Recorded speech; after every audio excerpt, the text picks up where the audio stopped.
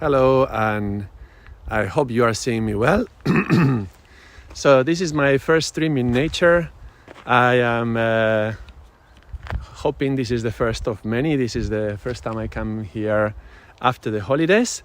And I mentioned before the holidays that I was gonna start streaming in nature. This is something of a dream for me, because I love connecting with you and sharing the material I've been studying for many years, but also it's too much time in front of the computer, and I think you can relate to that. So in Christmas I got this setup for streaming outdoors, and I love this forest, this very nice forest that I have close to where I live, and I love coming here walking, and you will see it's quite beautiful.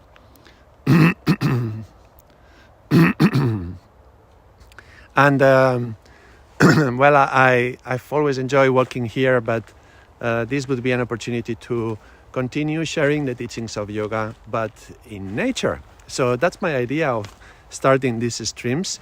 And if anybody connects online, you can let me know if it's looking good, if the sound is okay, because this is the first test. I don't know how the reception is going to be, the signal, the whole technology aspect. I'm figuring out how this camera setup works. I'm using my mobile phone, but I hope the stream is okay. And anyway, my idea was for this new year, I'm going to share a few things about the news for the channel. I've been a little bit, these last weeks I've been very regular in my streaming, and the reason is that I was looking for a new school for my daughters, because the school that they are going to now is finishing in September, and they have to find a new one. And if any of you is a parent, you will know how stressful can that be, and it's an important decision. So I've dedicated a few weeks to look for schools and all that. And also I was waiting for the sun, and today the sun came out. It's the first time that we have like this real good sun for the stream. So that's why I was waiting. But tomorrow I'm recording another video, another conversation, and I will post it in the weekend. So you will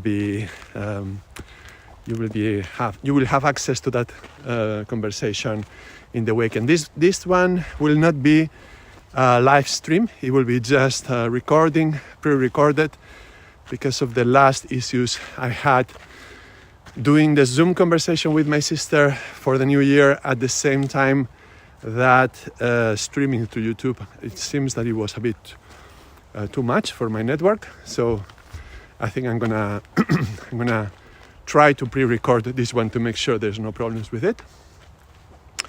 But so, new year.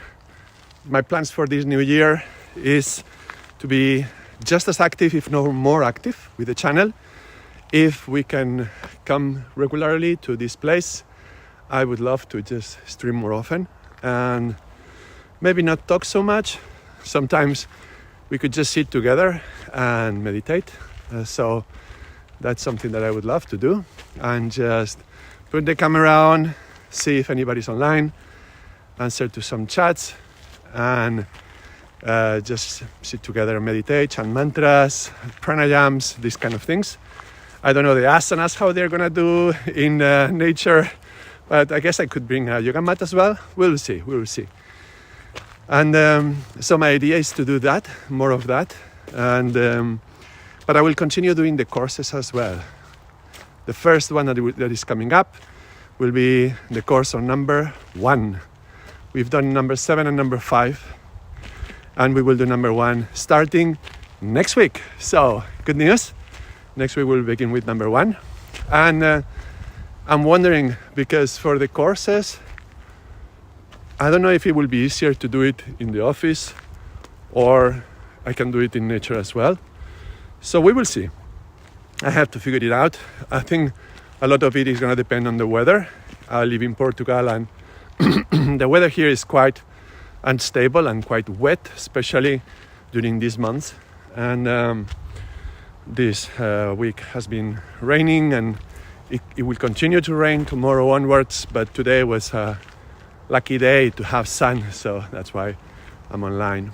But if the weather allows, we could have some regular streams in nature and maybe some others in the office, so I can do the drawings that I love to do, to talk about different topics.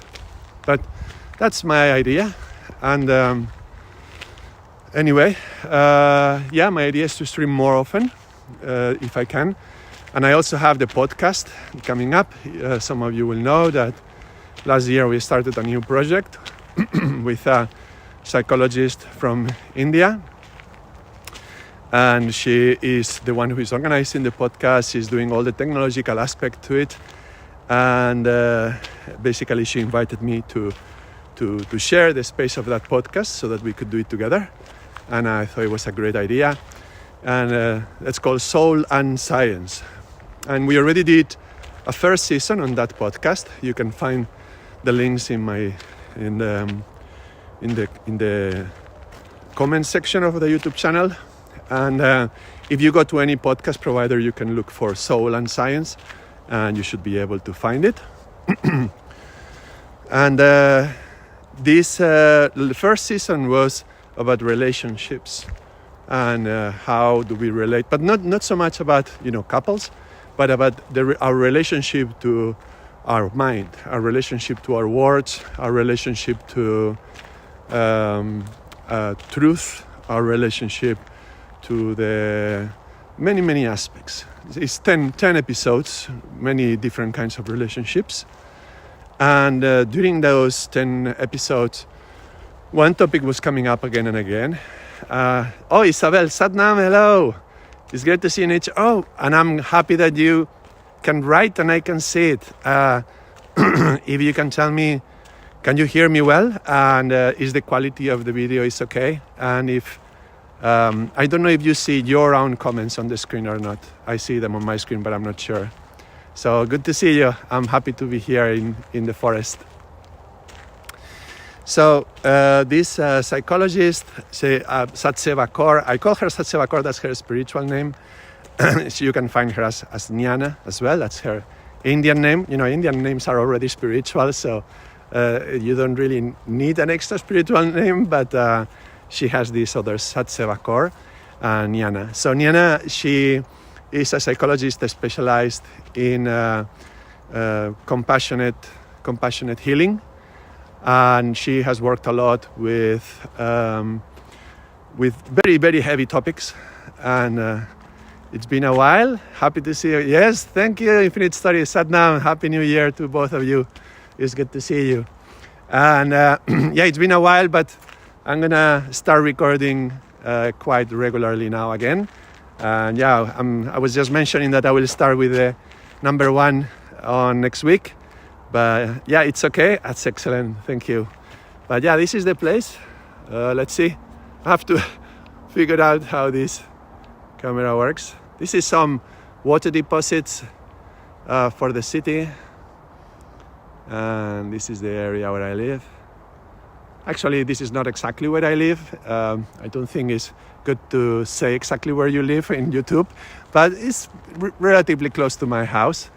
And I love to walk around here. I can go for 2 hours walk easily. So I love to be around here. Whoops. Let me see. I have to learn how to center this on my face and keep it centered, because if I move, I think it's better now. So my idea is, it's been a while, but it's gonna be regular from now on. And so Jnana, she is a psychologist. She has specialized on people who've gone through severe trauma. And so during the first season of the podcast, we talked a lot about many aspects in relationships, but then the concept of trauma was coming up again and again. And I think that motivated us to do the second season, which is starting is it next week or in 2 weeks' time? I'm not sure right now, but very, very soon. And the second season of the podcast is going to be trauma. So we're going to dedicate a whole 10 episodes on understanding trauma, the effect that it has on us, how does it appear from the psychological view and from the yogic perspective. And so understanding trauma and healing. So it will be 10 episodes for healing trauma. I think it's going to be great. I'm looking forward to that. She's really quite the expert. That's her work. That's her main job, right? As a psychologist, and I'm just a yogi, and I will apply what I know. But I will let her lead the second season and contribute however I can. And one of the main contributions I will be giving will be practical exercises and things we can do from yoga to help with the trauma. And so that's coming up very, very soon in the podcast. And what else? You can write any question if you want. I can answer here.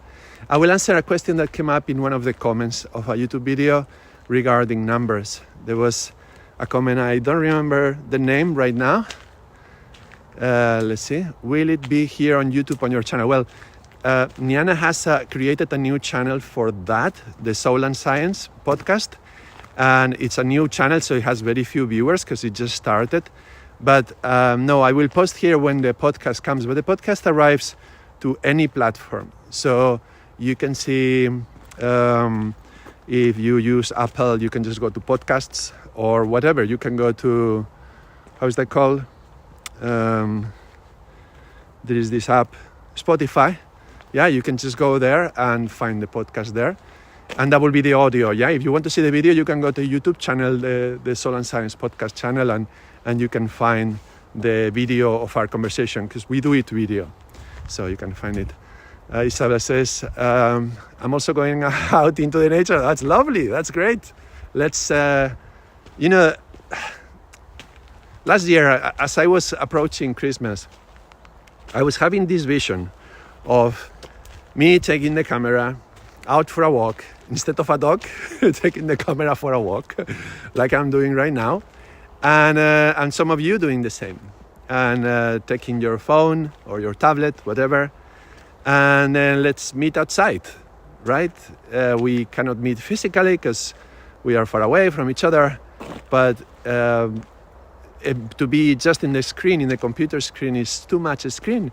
So why not in nature? So if some of you can actually go into nature while I'm doing it, that's great. But it's also like some people cannot go out. They cannot go into nature. So this is an opportunity for me to bring nature into their houses as well. And I think that would be healthy for everyone. So I'm glad some of you are going into nature as well.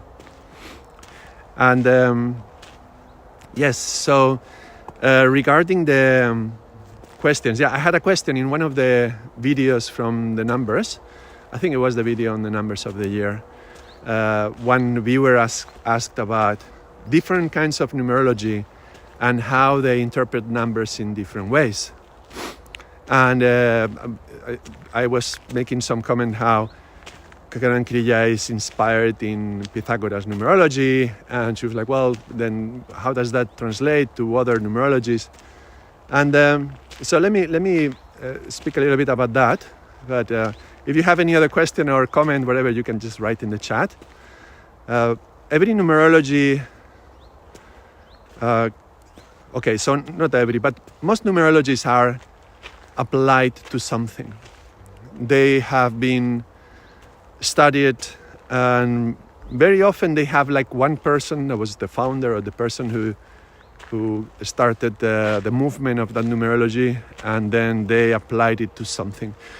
I'm thinking about some modern numerologies particularly, more like the Enneagram or things like that.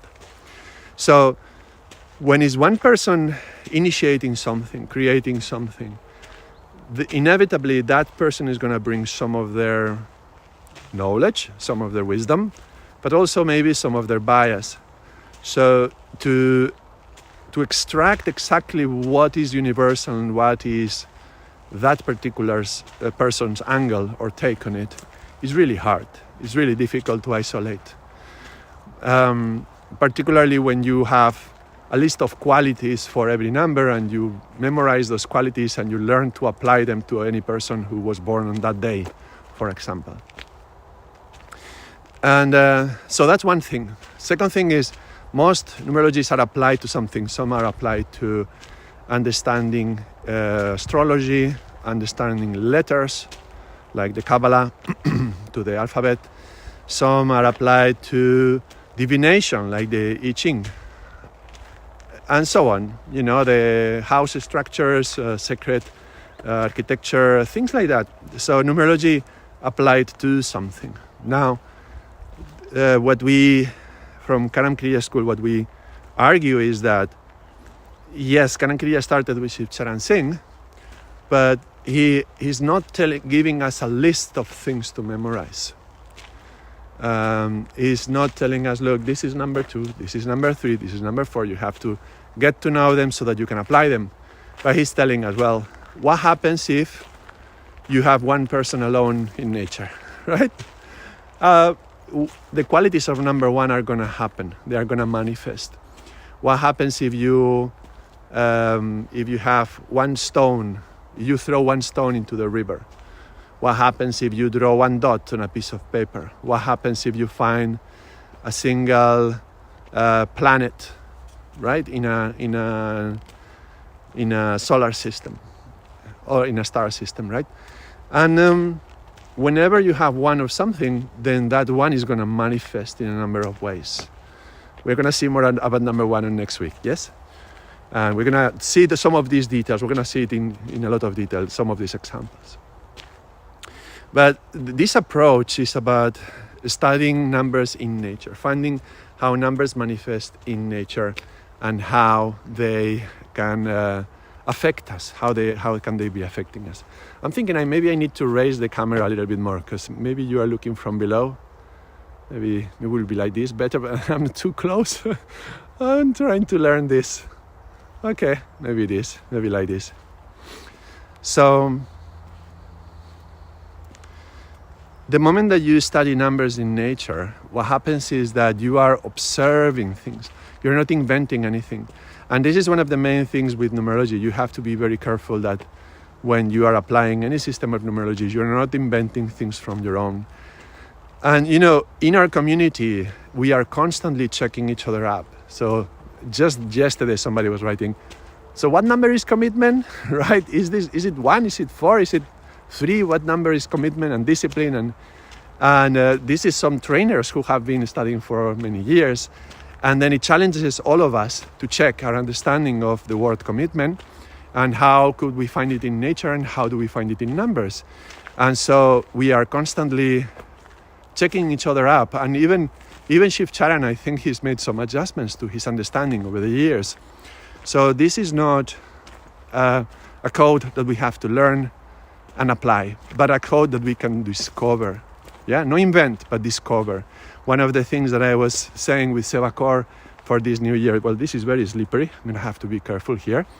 One of the things that Seva, my sister and I were talking for the new year with the 2025, the 5, the 7 and the 9, is that there is a difference between reinventing yourself with a new year and rediscovering yourself. One is 7, one is more 9. And so the numbers, we don't invent the qualities of the numbers, we discover them. And that's one of the main differences with other numerologies, that we explore in nature and see what we find over there, and then we translate that to our understanding of the qualities of that particular number. And once you have that, and that's universal, then you can apply it to anything you want. You could apply it to dancing. You could. Another viewer was asking, how do we apply this? Well, you can apply it to anything you want. Like I was giving her a few examples. Ooh, it's still very wet. There's a lot of mud here. Like you can apply the numbers to nature. To dancing. You can apply it to a poem. You can apply the numbers in your speech. You can apply your numbers in any project that you start, you initiate. There's many ways. We will also learn more about this in the next course on number 1, because we're going to start doing sequences, particularly the sequence 1, 2, 3, 4. and how is that different from 1, 2, 4, 3. So we're gonna see more about this next week. And my reception is still good. I'm quite far away now, but the reception keeps being pretty good. So that's good to see. So when you have the understanding of the universal qualities of every number, then you can apply that to whatever you want. And that's where you do, like the Kabbalah, you can apply it to the letters. Like the Enneagram, to different personality types. You can apply it to divination, like the I Ching. You can apply it to many ways. So our understanding is better to not to invent anything new. That's the difference between man-made magic and the magic that made man. Yeah, between the 7 and the 9. 7 is man-made magic, like the magician who has all these tricks up his sleeve, and they use smoke and mirrors, yeah? And then there is the magic that made man, this intelligence, higher intelligence that is something deeply spiritual and created us human beings. So we try to align with the 9, with the magic that made man, and not to invent anything new as us men who may make magic. So that's a big difference that we consider in Karam Kriya. Now, because numbers are universal, some of their elements are also going to be found universally across any system.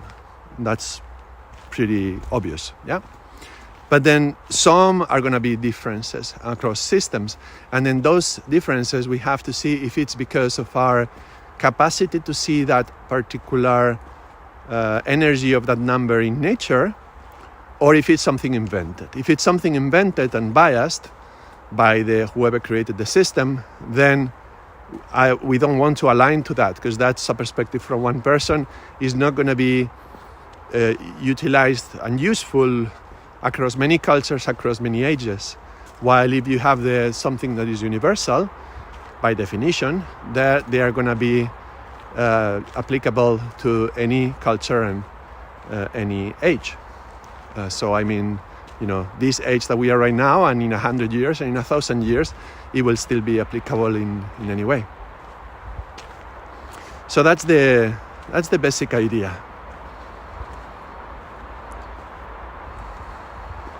What else to say about that? Oh, okay. Now, just because we cannot see a particular, the way one number manifests in nature in a particular way, that doesn't mean it cannot be. So just because somebody says something that is not in our perception, doesn't mean that it's false. It's just, it could be that it's our perception that is too narrow, which is quite possible, right? Because we talk about mind games and how we have limited our perception according to our mind games. Okay, then following from that, we cannot absolutely say, just because somebody says something that is different, whether it is a bias or whether this is something in nature. We cannot say that. Now, taking this into consideration, there is another thing. When you look at anything, even I'm thinking now the physical body, for example, you can see it as many layers. And there is different, what we call cosmogonies, which is different systems of looking at one same thing. I'm going to go up a hill, see if I don't run out of breath. This is the view right now. Yeah. I was in an area before that it was quite flat, and I thought that was my perfect spot to set up a tripod, and bring my yoga mat and sometimes sit over there. And then 4 big dogs came up barking at me. This was just before I started the stream. So I think that's private property. And even though there's no line that you cross, there's no sign. So I went away from that spot. But I quite like that place. So I'll check some other time. So, cosmogonies, yes? Now, if we look at the human body, for example, if we look at, let's say, blood. On one level, blood, I was just teaching anatomy and physiology in level 1 a few weeks ago. That's why it's the first example that came to mind. If we think about blood, one of the qualities of blood is that it's liquid. So by it being liquid, we could easily connect blood to the element of water, right? So the tattva, if we're looking at tattvas, we could look, oh, it's liquid, therefore it's water element. In numbers, it would be 2 and 8. But that depends on what you are looking at. Yes, if you're looking at the fluidity of it, it's going to be 2 and 8. And so it's going to be, for example, urine, and lymph. So the lymphatic system and the urinary system are both going to be watery, and therefore 2 and 8. But if you look at the blood, one of the main functions of the blood is to distribute all sorts of nutrients like sugars and vitamins, hormones. Hormones is not a nutrient, but it's also something that the blood is going to distribute throughout the whole body. So it's going to be, okay, I'm going to send this all throughout the body, and whoever needs oxygen, they're going to take it.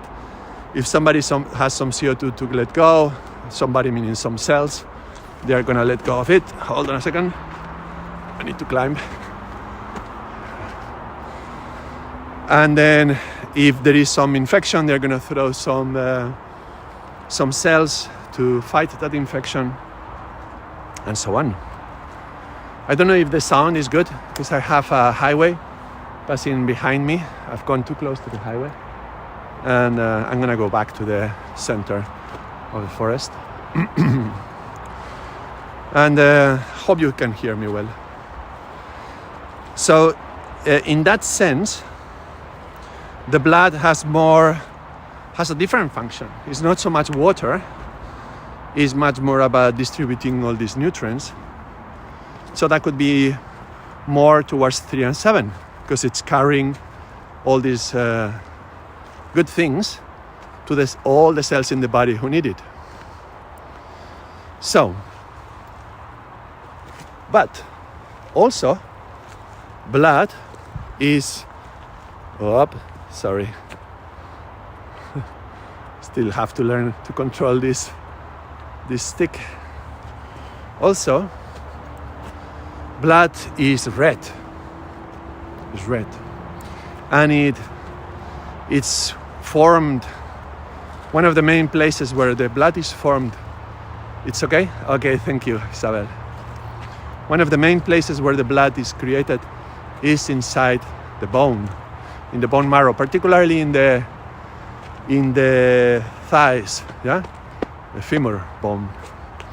So, bone being the hardest structure, bone, the most dense part of the body, bone and teeth would be 1 and 9, earth. And the fact that is color red is like the first chakra, so 1 and 9. So you see, when we take one element like blood, depends on how you look at it, it can go into a 1 and 9, into a 2 and 8, and 3 and 7. We can find some 4 and 6 qualities too.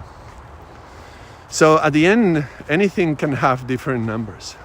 Now, this is something that is very much my experience as well when I am studying mantra yoga. Some of you know that it's one of the main things that I like to study and practice, mantra yoga. I had a butterfly visiting me. Mantra yoga is quite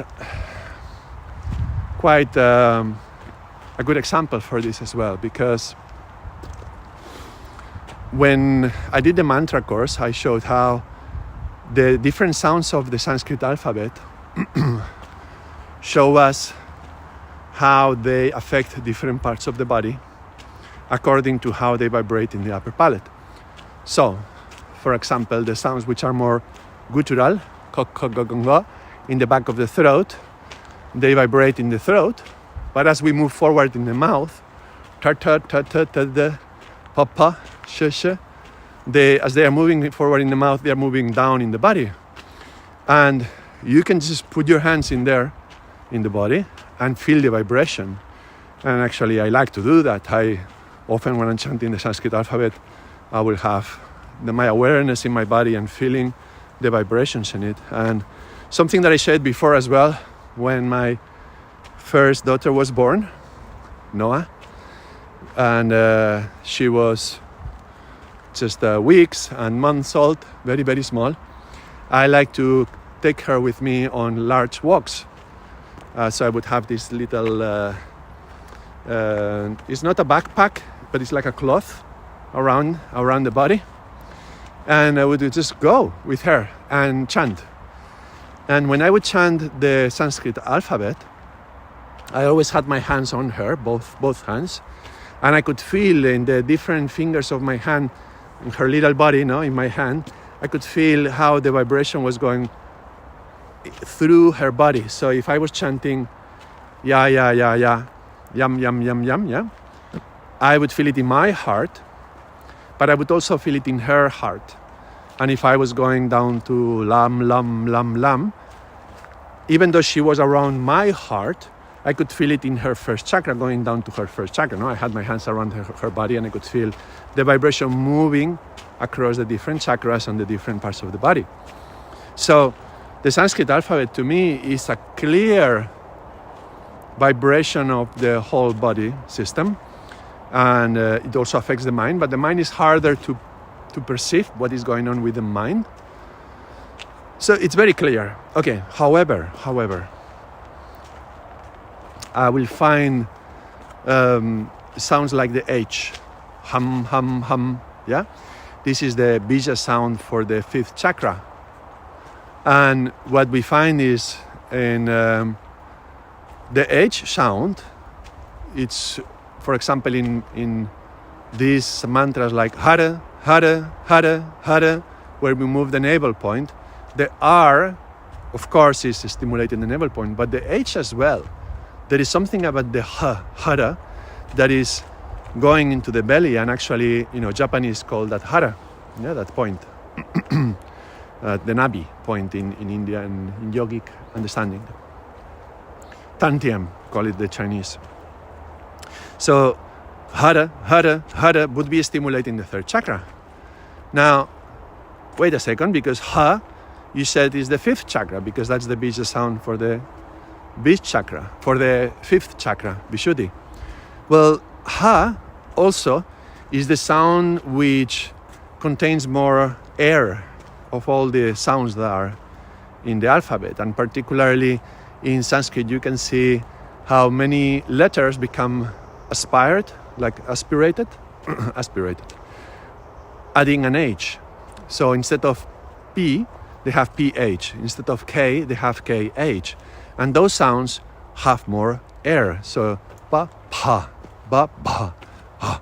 And that ha sound with extra air, well, I'm repeating that word for a reason, air. And air is connected to 4 and 6. So we just see now a good example of how H, the sound H, ha, can be vibrating in the navel, 3, in the lungs and heart, 4, and in the fifth chakra, bija sound, Vishuddhi, hum. So things are not so mathematical in the sense that this sound is this number and this sound is this part of the body. Well, actually, you can find a number of sounds that stimulate different parts.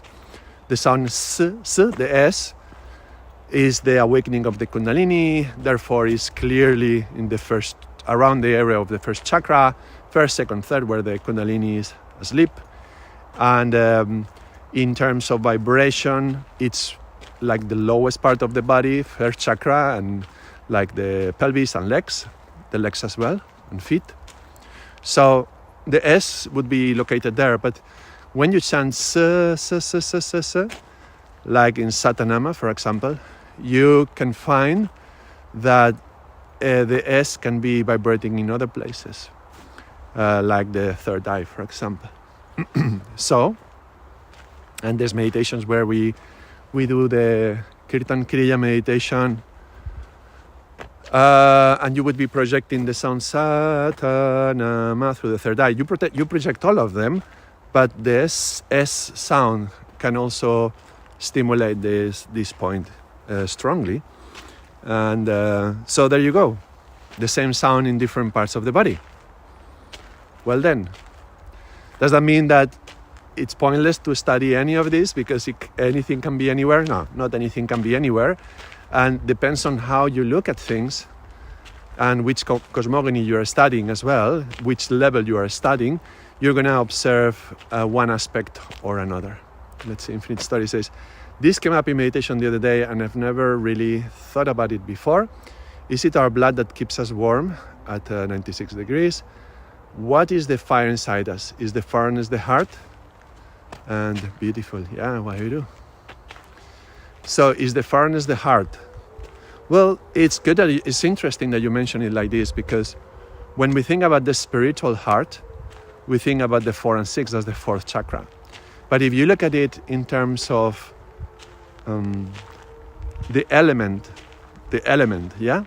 The heart is close to the lungs, so that would be, the spiritual heart, the spiritual component of the heart, that's 4 and 6. But if we look at the organ itself, it's, I am a soldier, but I love oil. You love oil? What do you mean you love oil? I don't understand. Was it a misspelling? Okay. If you look at the organ, the heart is pumping blood. And it's a muscle. First of all, muscles are 3 and 7. It's pumping. And if you look at it in terms of Chinese medicine, as far as I know, the heart is fire, is the fire element.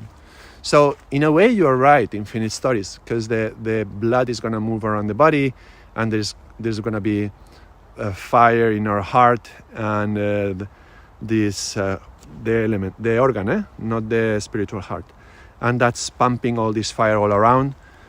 The fire is a muscle, and actually muscles are one of the main organs, which I don't know, you can call it organs, but yeah, the muscles, the system, the skeletal, the muscular system, sorry, translating from Spanish. The muscular system is the one who is, one of the main functions of it is to warm up the body. So when we are cold, we are shaking, the body is trying to create heat.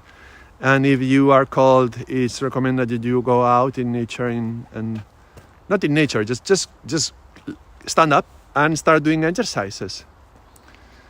AD says, it's okay. They want me to shave my beard. I love it. Oh, I see. Yeah. You work with oil and they want you to shave your beard. Oh, yeah, I know. I understand. Sometimes, yeah. On one side, we are committed to a particular organization or work or something, and they have their own code, and sometimes the code goes against what we want to do, and then we have to choose how are we going to do that, no? Are we going to shave and stay, or are we going to not shave and go, and we have to understand what's our service and what's our commitment and our destiny as well. So yeah, I remember when I was working in a gym, they had their own uniform and it was black, and I didn't like that, and I like to wear white, especially teaching, but they had their own uniform, so I would wear black, but I would put a shawl on top that was white. They could let me wear a shawl, so that's fine. So I was finding my own way to adjust, right? So coming back to the heart and the fire, if you are cold, you should just stand up and start doing exercise and move around, do some push-ups or whatever, run around, and the body warms up. And part of it, The great part of it is the muscles, but also is the heart is pumping very strongly, and the blood is moving to everywhere in the body, so all the cells. So that's where the fire comes in. But there you go. That's another example. Thank you. Infinite Stories. That's a good example of finding something like the heart. I was like, well, the heart is 4 and 6, right? It's like the flower. Well, yes, spiritual heart, but then there's also the organ. I said, well, wait a moment. The physical organ of the heart has 4 chambers. Yes, also. When somebody is in a crisis and a shock, they sometimes have heart attack in the heart, the organ. I say, yes. So that's a connection of the organ of the heart with 4 and 6.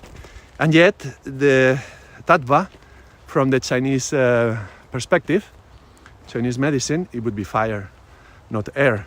So, you see, depending on how we look at things, we're going to find some elements or another, depending on how we are observing the vibration in the body.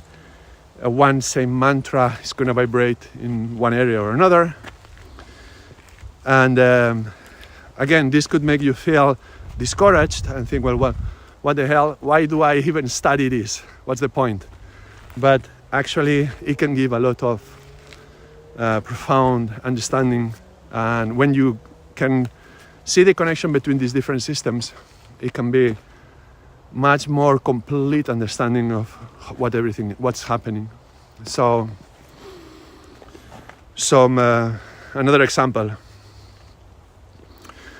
will be when we are observing a kriya, a set of exercises, asanas, and then you are asking yourself, what is this kriya doing? And then you can look at it from the perspective of chakras, and you get one understanding. You can look at it from the perspective of the physical body. Where do you put pressure? In which way? Okay, so that's the kidneys, or maybe it's the liver. If it's an asymmetric posture, pressing with the, lifting one leg might be on the liver because it's only on one side of the body, and so on. So if we look at it from the perspective of chakras, we have one understanding. From the perspective of organs, we have a different understanding.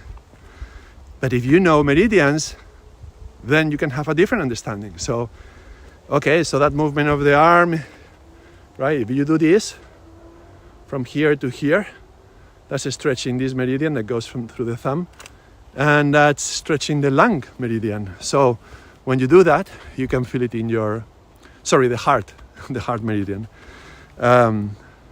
Is it? No, the heart is the little one. Sorry, I said it wrong. The heart is the little finger, the lung is the thumb, yeah? So you are doing like this, and you're stretching this meridian along the side of the little finger. And you can be like this, and then do like this.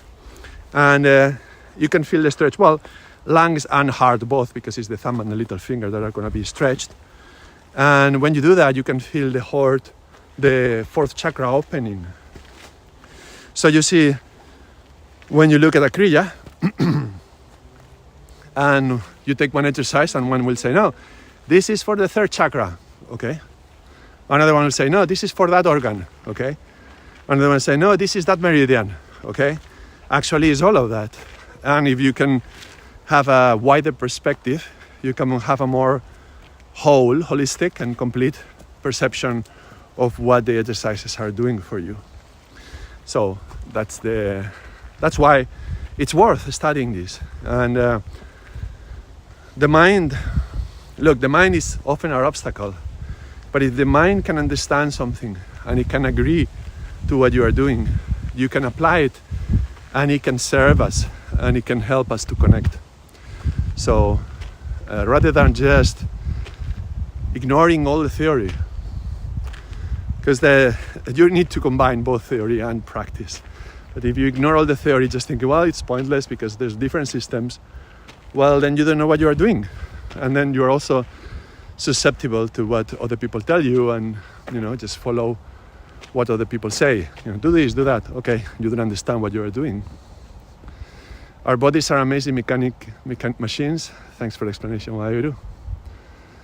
So, ODV. You talked about oil, yes? Karam Kriya, when Shiv Charan brought Karam Kriya to his teacher, his spiritual teacher, Yogi Bhajan, he understood that this was a science of numerology. This understanding of numbers was something very old that was probably known thousands of years ago to a great understanding, a great depth. But somehow that knowledge was lost. And then Shiv Charan was again finding that knowledge and now sharing it with us. I've heard of stories that there used to be a yoga path, a yogic path, that was mainly based on oils and smells, which is linked to oils because through oils we can work on different smells. And so this would be a yogic path utilizing different smells to stimulate different meridians or different chakras and to do some particular spiritual work utilizing those smells, probably fragrances, probably through oils. I mean, we don't know much because the path was lost. This is the thing with the olden times. The way that these teachings were conveyed was through one guru to his disciples. But then this is a guru-chela relationship, yeah? And only the disciple which reached the higher degree, the higher level of advance in his or her own purity, let's say, then the teacher, the guru, would communicate the highest secrets to that one. But then what happens if the guru dies before the strongest disciple is ready? What happens is that these teachings are lost because many of them were not written down. So there we go. That's how, I think this is the third time I said there we go today. So that's how a whole science, a whole discipline can be lost. Now I believe aromatherapy has done a great deal in recent times to collect this wisdom and to, from different, the way that some people apply herbs and essences and teas and seeds and oils to healing, for example. And now we have a much greater understanding of how they work. My sister knows a lot about this, about oils, and we could ask her someday. But so this is for ODV. So this is another example. If you learn about numbers are universal, they are everywhere, and therefore they are also in smells and they are also in oils. If you work with oils and you understood numbers, you can apply the knowledge of numbers to the treatment through the oils, and they could go even more healing. Isn't our spinal fluid a type of oil? Is it Lorenzo's oil? Okay, hold on, before I answer this, let me just show you. I love moss, and there is a little bit of moss, a patch of moss here. It's quite nice.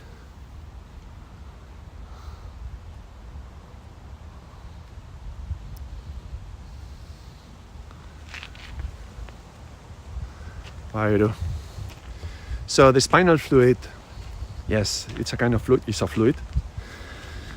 This is what traditionally would be called, in Sanskrit I think there is a term for the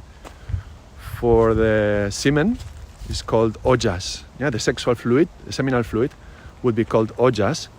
And he would say that this is the same essence that circulates through the spinal fluid, through the spine, as the spinal fluid, up to the brain, and the liquid in which the brain is resting, that would also be called ojas. So that's a connection between the sexuality and our sexual fluid and our brain and what happens in our brains. Hold on, let me adjust the camera again.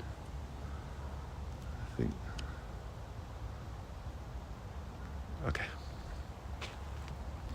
So this is why sexuality and spirituality is strongly connected. And I don't know about Lorenzo's oil, I don't know what it is.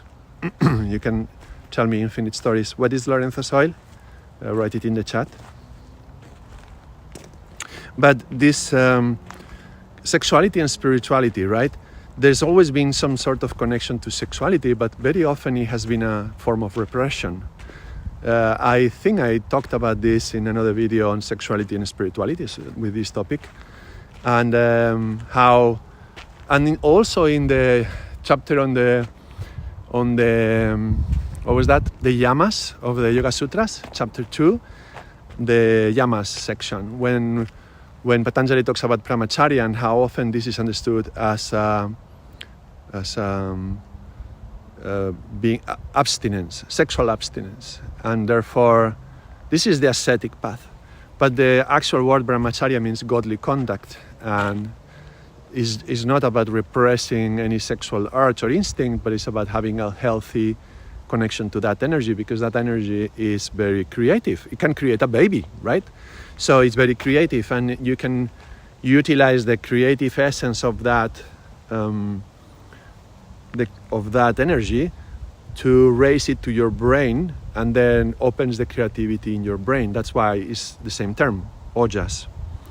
It just depends on how you utilize it.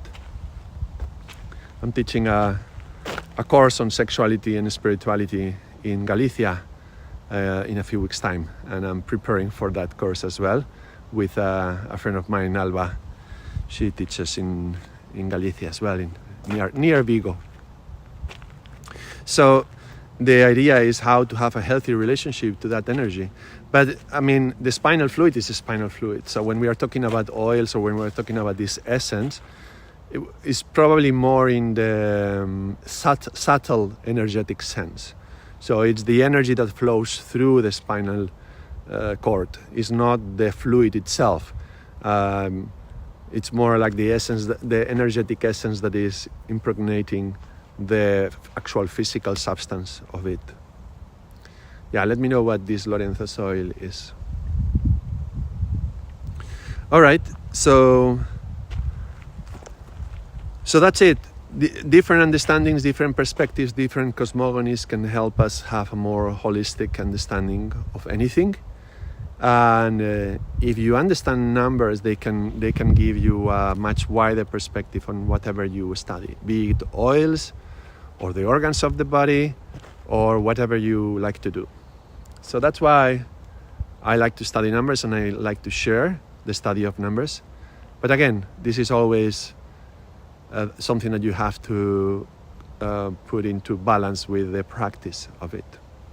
So, yeah. So I can envision doing these sort of streams in nature and talking about different topics, and this is also stimulating for me to answer questions that may come up in the chat, and then sit down and practice. No, we're not going to do it today. This is only a first stream. I'm not sure about how much battery I'm consuming. I'm not sure about the data I'm consuming. I have to check my provider, my internet provider, to see what kind of plan do I need, monthly plan, to be able to do this more often and longer streams.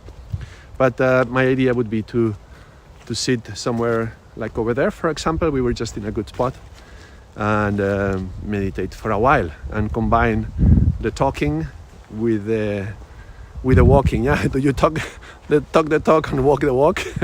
So and sit the sit. So doing the sitting of everything we were just talking. If Story says, I guess I was incorrect on the name. It is actually a treatment for a particular disease. I'm not sure why I had it connected to the spinal fluid. All right, I don't know. But yes, this I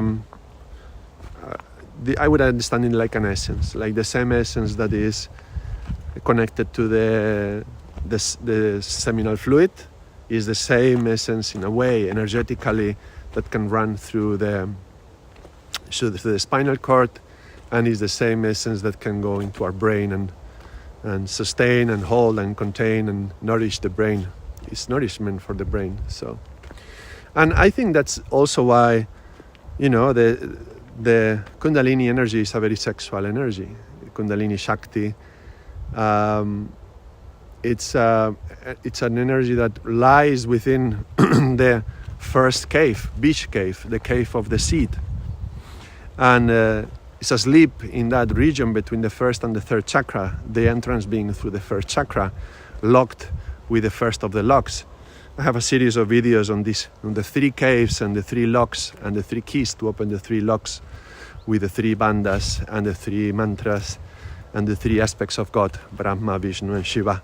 If you want to see more about this, you can watch those videos. I think they are great. That's one of the I don't say great because I did them, but this is something that when I've discovered when I've discovered this, I mean I haven't discovered it, it was already discovered, but when I understood this, it was like a discovery for me, and it made so much more sense about how does the awakening of the consciousness and linked to the Kundalini energy happen within us, and the rising of the Kundalini and all that. And the Kundalini lies in that beach cave and it's asleep, and it's connected to the sexual energy. And the cave is a metaphor for the womb, yeah, in the woman. So there is all these metaphors that talk about sexuality, and it's called Kundalini Shakti. Shakti has to rise and go to the crown to meet Shiva. So there is going to be a union between Shiva and Shakti. So again, sexuality. And so there is this, to have this energy that flows through the spine, and the energy that goes into the brain and connected to the seminal fluid as well. I think it has a lot of connection energetically. Yeah, I'm not talking physically, but there's an energetic connection to all of that. And in a way, you're giving birth to something, to your own self, to your own soul, if you wish, through getting impregnated, with the Nam, with the essence of the Nam, and you chant Sat Nam, and then that impregnates you, and so you are giving birth to your own self. Love the scenery and nature around me. Hello, Melanie. Sat Nam, good to see you. Thank you. Yes, it's a lovely place. Let me do a 360. It's sun behind the oil, like this. Yeah, better.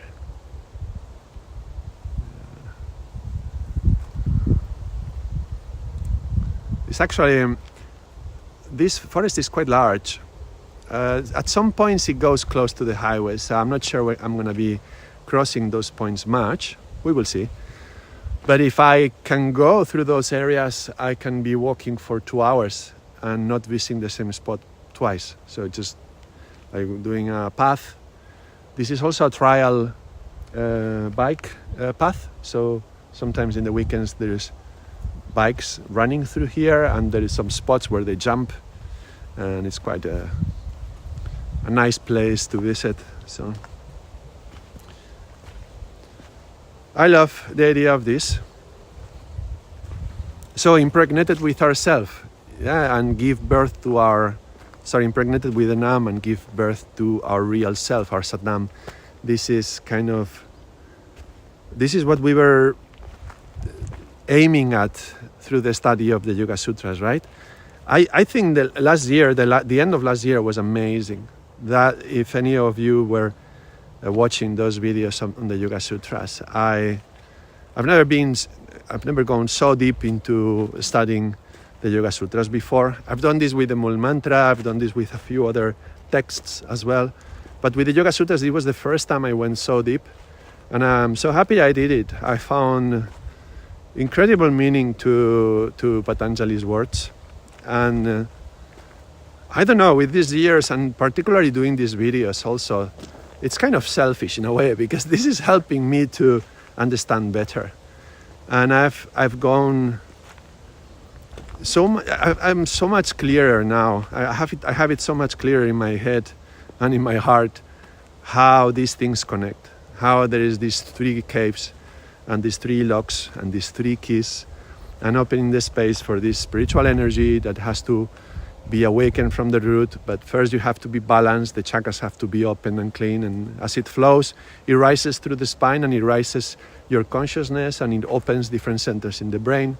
As it reaches the crown, you touch the light and you touch the merging of Shiva and Shakti, and you reach this first state of Samadhi, and how many different states of samadhi there are, and what does that mean, and then how you need to settle everything down into the heart, and there's the human in the middle between the animal and the angel, but we are still humans and we live in the heart, and the lower chakras wants us to either repress them or go away with them irrepressibly, addictively maybe, and the higher chakras wants us to escape the human day-to-day suffering, mundane world, and we want to meditate to escape the world, and neither of those is healthy. It's about staying in the heart and including and integrating the essence from below, and understanding and refining the lower instincts and the animal impulses, and this is part of us as humans, as our nature,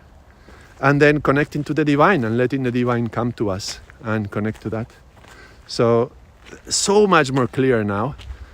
And yes, I don't know. When I used to read some of these books on spirituality, I always had these long lists of questions. Then when I would meet Shiv Charan, I would have a page and a half of questions, and I would be like raising my hand every few minutes. When it was a course and he would any question, I would always raise my hand and have something ready to ask. And yeah. Okay, I'm seeing the dogs again. All right. I don't know if they're going to let me come down through this area. Here, let me show you where they are.